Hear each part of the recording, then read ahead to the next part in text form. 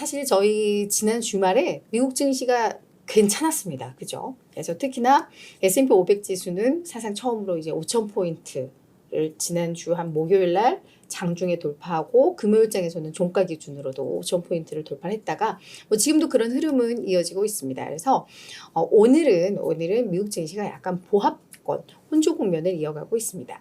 지난주까지 5주 연속 랠리를 이어갔기 때문에 이쯤 되면은 약간 좀 쉬어갈 만도 하고, 이번 주에 소비자 물가지수와 생산자 물가지수, 각종 이런 주요 물가지표가 많이 나와요. 수출입 물가도 나오고 기대 인플레이션도 나오고, 특히나 중요한 건 이제 소비자 물가지수가 될 텐데, 요걸 앞두고 그동안 랠리도 많이 했겠다 이러니까 잠시만 좀 쉬어가자라는 분위기가 월요일 증시에서는 좀 나왔다라고 보시면 될 것 같아요. 지금 다우지수는 0.33% 강보합 마감했지만 S&P 500과 나스닥 지수는 약보합으로 마감을 했습니다. 특히 이제 나스닥 지수도 장중에 16,000포인트 돌파하기도 하는 등 최근에 그런 흐름이 나왔죠. 그래서 아무래도 이 16,000이라는 또 주요 마디 지수 때, 그리고 이 16,000을 돌파하면 한 16,200 정도가 사상 최고치거든요. 그래서 이제 거기에 또 다가가고 있기 때문에 나스닥 지수는 계속해서 이런 저항에 좀 부딪히고 있는 그런 흐름도 나옵니다. 그래서 뭔가 이제 모멘텀 하나만 튀어나와주면 나스닥도 이제 사상 최고치 경신이라는 또 중요한 역사의 한 획을 그을 것만 같은 그런 느낌이 옵니다. 아마도 다음 주에 엔비디아의 실적 발표가 있으니까 그게 하나의 촉매제가 될 수도 있을 것 같기도 해요. 그렇죠? 그래서 일단 증시 자체는 재미없는 보합권 혼조 국면이었다라고 정리를 해보겠지만, 앞으로 나올 게 참 많다. 기대를 해도 되겠다. 이렇게 정리를 하면 좋을 것 같습니다. 관련해서 UBS 글로벌 웨스트 매니지먼트의 마크 에펠이라는 최고 투자 책임자도 이 미국 주식에는 좋은 뉴스들이 계속해서 가격에 책정이 되고 있고, 그래서 이번 랠리에 이런 부분들이 이제 다 충분히 반영이 되고 있다라고 이야기를 하고 있는 거죠. 하지만 이게 끝은 아니다. 왜? 경제 상황이 여전히 견고하고 물가는 계속해서 완화되고 둔화되고 있고, 그럼 이게 상당히 이상적인 골디락스 상황이 되는 거잖아요. 너무 뜨겁지도 너무 차갑지도 않은.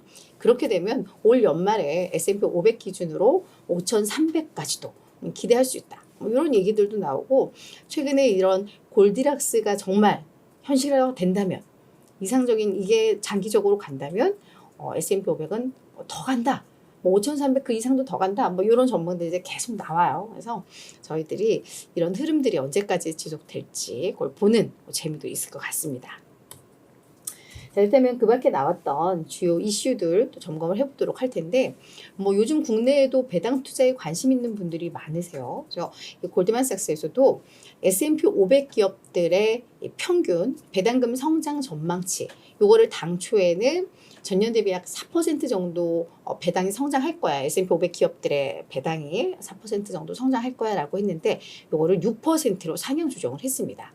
아마도 메타가 사상 처음으로 배당 공시를 했고, 이게 여러 가지 또 긍정적인 영향을 미칠 수 있다는 거죠. 다른 기업들에도 그렇게 되면서 이게 성장 전망치가 더 높아질 수 있다라고 이야기하면서, 골드만삭스에서는 계속해서 배당 수익률도 잘 나오고 꾸준히 배당 성장을 하는 이 배당 성장을 묶어놓은 이런 바스켓이 있는 것 같아요.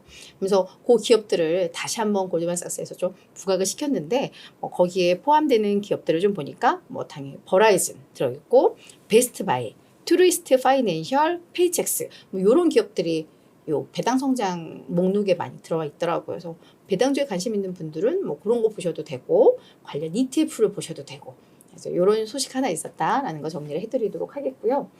이거는 약간 경제적인 이야기이긴 한데, 1월 기준 미국 연방 예산 적자가 220억 달러로 이게 집계가 됐습니다. 전년도에는 이게 390억 달러 적자였으니까 전년 동기 대비해서는 적자폭은 많이 줄었어요. 하지만 시장의 예상보다는 좀 많았다라고 보시면 될 것 같고, 이 적자 문제는 결국은 정부의 이자 비용 부담으로도 이어지잖아요. 워낙에 이 평균 가중금리도 많이 높아지고 했기 때문에. 그래서 그런 거에 대한 우려는 여전히 있습니다. 그래서 이런 부분들, 재정 적자 문제라던가 이런 것들은 금리와도 또 많이 연관이 되고 있고 이게 정부에서 또 어떤 지원을 하기 위한 어떤 지출에도 또 영향을 미치는 변수이기 때문에 이런 것들은 저희들이 그때그때 나오면 좀 확인하고 가면 좋을 것 같아요. 그리고 마지막 이제 엔비디아 이야기인데요. 종가 기준으로는 뭐 다시 원점으로 가기는 했습니다만 장중에 아마존과 알파벳의 가치를 뛰어넘어서 시총 4위까지 올라갔었습니다. 세계 시총. 그러니까 지금 1위가 마이크로소프트고 2위가 애플이고 3위가 아랍 국가 있잖아요. 네, 아무튼 기억이 안 나네 갑자기. 있어요. 미국 기업 말고 아람코 그쵸? 그게 3위이고 그래서 4위가 지금 뭐 아마존, 5위가 알파벳, 6위가 엔비디아였는데 엔비디아가 4위까지 올라왔었다가 이게 나중에 상승폭을 많이 좀 줄이면서 다시 6위권으로 밀려났습니다. 그래서 아마존의 가치를 뛰어넘은 게 2002년 4월 이후 처음이에요. 그래서 이제 이 엔비디아도 이번에 진짜 어디까지 기록을 세울지가 관심사입니다.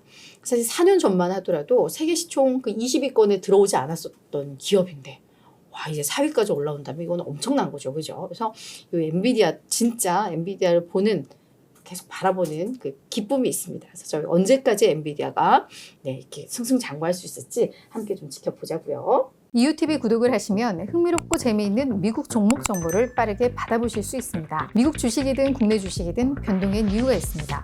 자연히 모든 투자에도 이유가 있어야 합니다. 이웃TV가 서학개미들의 길잡이가 되어 그 이유를 함께 찾아가겠습니다. 매주 화요일부터 금요일 오전 8시 유튜브 라이브로 찾아가는 이웃 누나의 이웃TV 많은 관심 부탁드립니다.